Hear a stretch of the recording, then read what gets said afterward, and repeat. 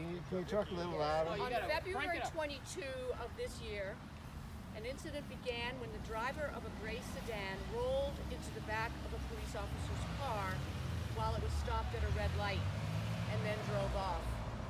The officer notified patrol that the driver was possibly a black man who was about 50 years old and possibly under the influence. Additional officers were dispatched in pursuit of the gray sedan. Camera footage later shows the gray vehicle driving the wrong way on a one-way ramp and then doing a U-turn.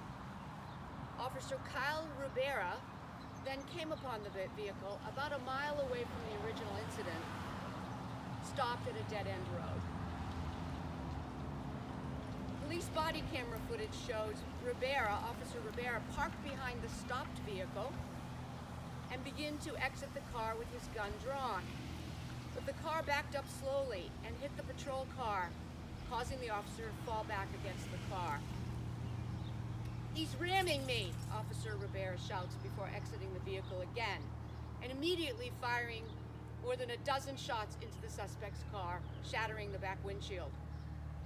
Video then shows Ribera reload his weapons clip and yell, "Put your hands up." The officer then immediately fired another volley of about 30 shots into the vehicle, with bullets shattering the windows on the driver's side, as the car appeared to roll forward and then swing back toward Ribera. It was at this point that the officers approached the injured driver and discovered that the suspect was in fact a 50-year-old unarmed black woman, Tracy Gaeta. She was transported to the hospital where she was pronounced dead from multiple gunshot wounds. Nationally recognized standards prohibit officers from firing at moving vehicles absent the most compelling circumstances. These standards are derived from the 1985 Supreme Court ruling in Tennessee v. Garner, 1985, that it is unconstitutional to shoot at a moving vehicle unless there is a, quote, clear threat of danger to the officers or bystanders. But this is a catch-22. According to John Gross, a clinical associate law professor at the University of Wisconsin who has written on police and vehicles, quote, police officers are trained that if somebody's in a vehicle, you're trying to stop them. And if they're non-compliant, the car is a weapon and therefore makes the person armed and dangerous. Yet the Stockton, California Police Department rules of procedure reflect the 1983 Supreme Court ruling and state decisions to fire at moving vehicles must be based on the most compelling circumstances. The officer knew nothing about Tracy Gaeta's circumstances, other than a mistaken belief that she was a 50-something black man who was driving erratically. He had no knowledge of whether Tracy was having a mental health or other medical emergency that caused her to drive in this manner. Yet Officer Ribera emptied his clip into the back of her car, reloaded, and fired 30 more rounds into the driver windows, killing her, all in a matter of 32 seconds.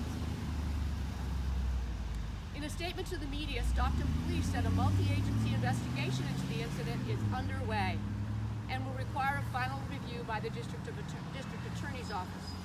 Meanwhile, Officer Ribera was placed on 3-day paid administrative leave following the incident, but has since returned to full work and service to the police department, according to police statements.